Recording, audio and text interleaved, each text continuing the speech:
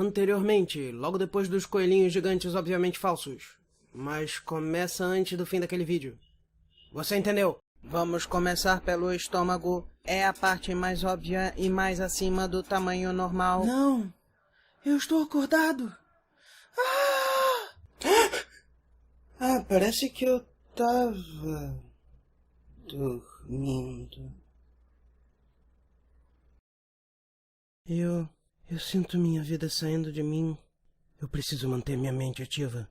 Mas tudo que vem à minha mente é morte. Então... Isso, eu só preciso rir da morte e tudo ficará bem.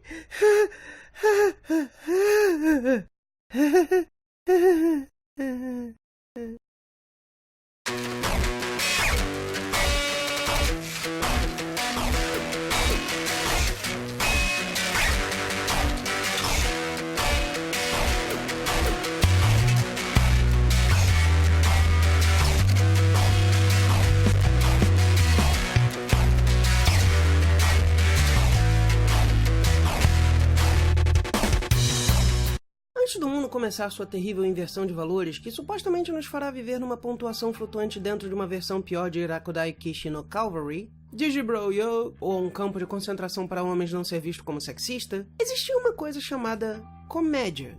Comediantes demonstravam o humor da vida apontando quando coisas eram irônicas ou quando atitudes comuns eram ridículas, basicamente admitindo as limitações humanas ao mesmo tempo em que ajudavam pessoas a viver melhor com elas.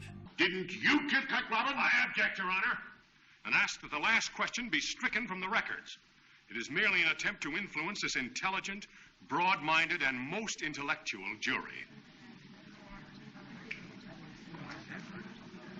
Existia até, imagine você, uma separação entre comediantes, que criavam comédia, e atores cômicos, pessoas com capacidade de injetar alguma graça em suas histórias.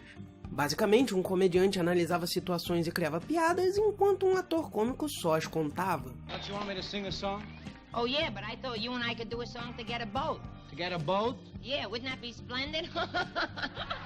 Por décadas, o foco estava nos cômicos. Industrialistas que eram, os membros da mídia preferiam encontrar alguém capaz de executar as piadas, contratar comediantes, passar seu material por todo filtro possível e imaginável e acabar com qualquer que seja o nome do programa de comédia de sábado à noite da Globo. Fale o que quiser da Praça Nossa, o formato é claro e direto, e eles nunca fingiram criticar políticos sem fazer crítica. O senhor preocupado com o povo? Não é bem preocupado, é para desviar o foco. Não é particularmente engraçado ou inovador, mas nesses critérios eles empatam em zero.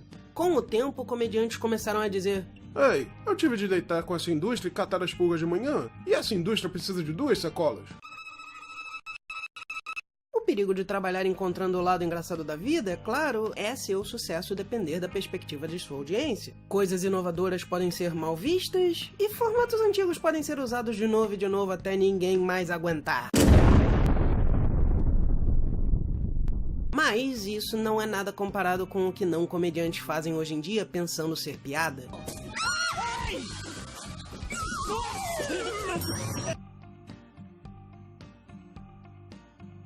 Naquela gloriosa era em que comédia não era repetir a mesma piada ou lamber cosplayers, Não é engraçado, desculpa. existiam filmes como A Morte Lhe Cai Bem, de 1992, dirigido por Robert Zemeckis.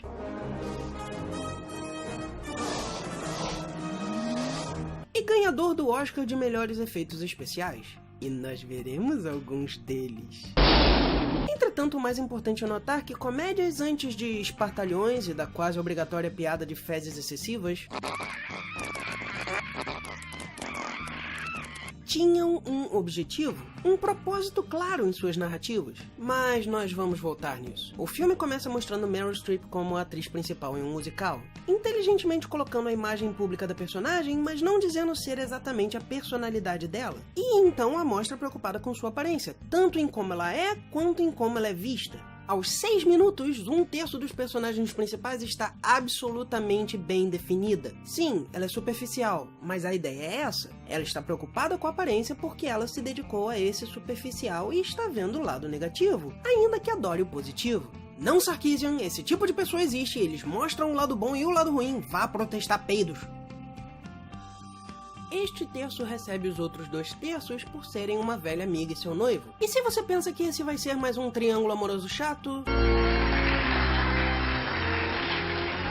Sim, em menos de 10 minutos o filme abertamente diz que essa situação dramática não merece tanto tempo, apesar de gerar centenas de filmes, milhares de animes, que ao menos admitem precisar de mais personagens envolvidos ou no mínimo de um final inesperado, e milhões de pornôs que, sejamos honestos, são mais interessantes que ambos. Não só isso, eles fazem questão de apontar que, sim, a situação é previsível, sim, isso pode ser emocionalmente devastador, sim, pessoas podem começar vícios por problemas emocionais, sim, bundas ainda são engraçadas, assim como outros aspectos de situações desagradáveis, e antes de você falar de padrões de beleza, I'm sexy and I know it.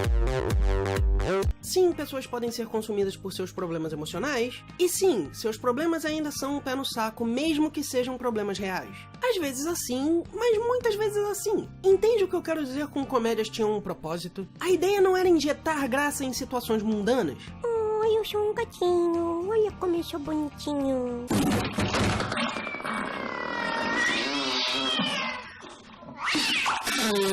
Nem era algo como as várias tentativas de imitar humor provocativo, como Ren and Stimpy, que acabam sendo só provocativas, como Adult Party Cartoon. Não, a comédia mostra algo engraçado que existe, mostrando humor real na vida, tanto possibilitando o alívio de estresse quanto, e mais importante, usando este alívio de estresse para mostrar que a vida continua, a raiva passa, e que você pode aprender com essas situações. Além disso, a explosão de computação gráfica ainda não tinha começado, então efeitos especiais tinham que ser inteligentes. É por isso que eu adoro essas transições. Como nós vamos fazer a passagem do tempo? Brilhante! Um corte, um título e maquiagem! Imagine se nós não tivéssemos essa arte incrivelmente desenvolvida e dependêssemos de algum tipo de computron. A história começa de verdade 14 anos depois do casamento do doutor. Ele bêbado a ponto de precisar de um Bloody Mary toda manhã e trabalhando com cadáveres, além de não se importar nem um pouco com o que faz. Can I ask you what your secret is? Spray paint. E sua esposa atriz vive de traí-lo e tentar parecer mais nova. A ex do doutor acaba de publicar um livro, que tem um espelho para dizer que ela também é obcecada por sua imagem, e os convida, se mostrando tão mais esbelta e popular a ponto de seus olhos terem ficado espelhados ou algo assim. E se isso é ao mesmo tempo bonito e estranho para você, bem-vindo ao clube. Tente não pensar em Dragão Vermelho. Ela convence o doutor que Whack Your Ex não é um jogo absurdamente violento, enquanto a atriz descobre uma forma secreta de rejuvenescimento. Depois de tomar a incrível poção que fica em pé sozinha, que sempre tem uma silhueta flutuando na garrafa e parece ter deixado os mamilos dessa mulher tão sensíveis que ela não pode mais cobri-los com tecidos, não que eu esteja reclamando, o cheio de álcool e a cheia de poção ficam cheios de raiva e de saco cheio, chegando quase a um quebra-quebra, que quase se completa com consentimento quanto a querer que o combate acabe, mas acaba com uma queda e ela quebra. E enquanto o doutor se desespera e liga para sua ex-ex, que se fosse inglesa seria de Essex, como SSXS, nós vemos a composição de cena e os efeitos especiais em ação. Sério, enquanto eu estava vendo, eu não pude deixar de me impressionar com quão bons os efeitos são. É como ver Fausto de 1929. Se você não prestar atenção nos efeitos, a atmosfera te consome e as limitações não são um problema. Até a forma de se moverem é estranha de uma forma que contribui para o terror. Como fica claro, as duas tomaram a mesma poção, que parece te transformar em algo entre um Lich normal e um Dracolite, para os RPGistas por aí, sem um ponto fraco, mas sem respawn. Como se você só tivesse a capacidade de controlar o braço do Tetsu, mas não de criá-lo. Depois de lutar por um tempo, note que ela não consegue manter a cabeça no lugar e ela tem um problema no estômago.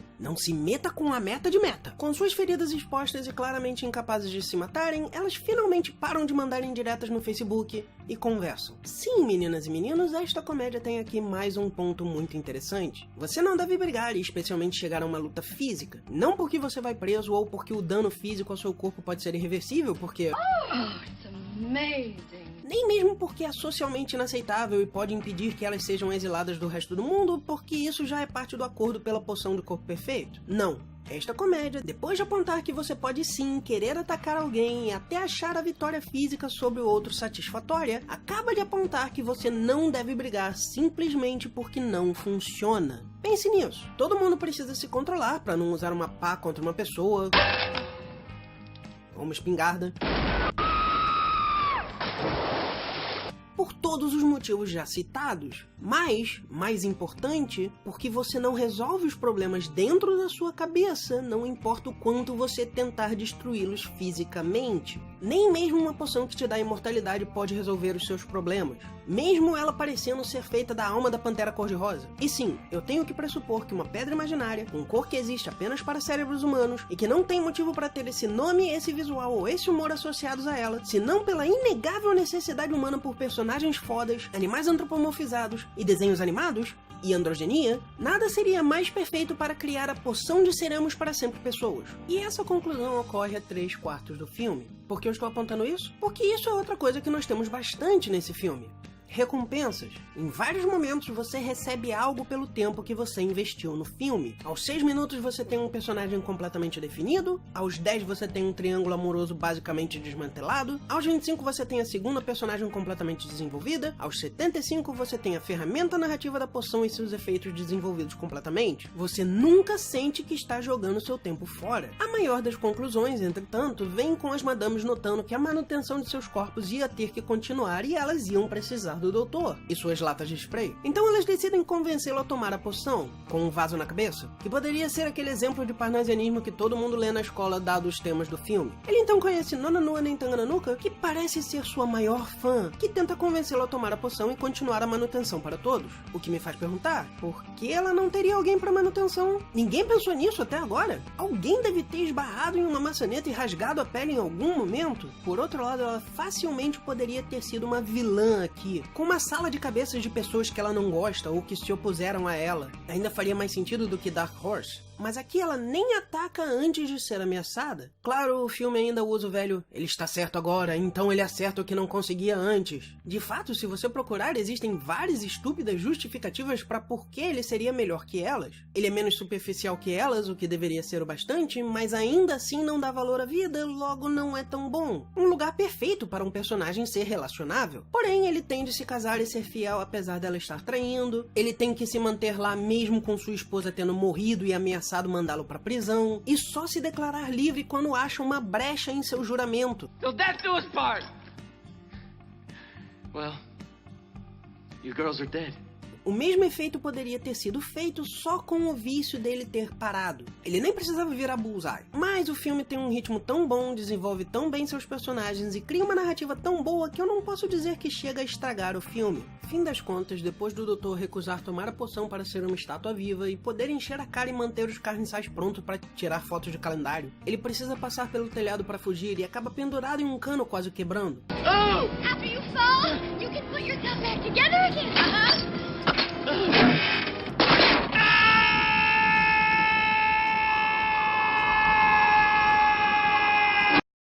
E tudo acaba. O doutor paga por sua escolha e o espectador fica ponderando o valor da vida, enquanto o doutor é cagado em Cool World. Não, nós precisamos ter um pouco da péssima fórmula hollywoodiana. O doutor cai em uma piscina inspirando Duro de Matar 5, magicamente vive uma vida que Dequinha apreciaria, e é justificado como herói no fim do filme, enquanto suas exes zoam o ex-zangão e zigue-zagueiam e roncam, zzz, e caem e quebram na calçada. E, ainda assim, eu não posso deixar de sentir um certo peso. Essa validação da vida apenas se você estiver seguindo uma religião é algo que realmente continua me causando bastante frustração. Por que alguém iria querer viver sabendo que pessoas próximas e desconhecidas simplesmente te julgam errado e exigem provas apenas para considerá-lo igual? É uma vida cansativa e eu me sinto cansado.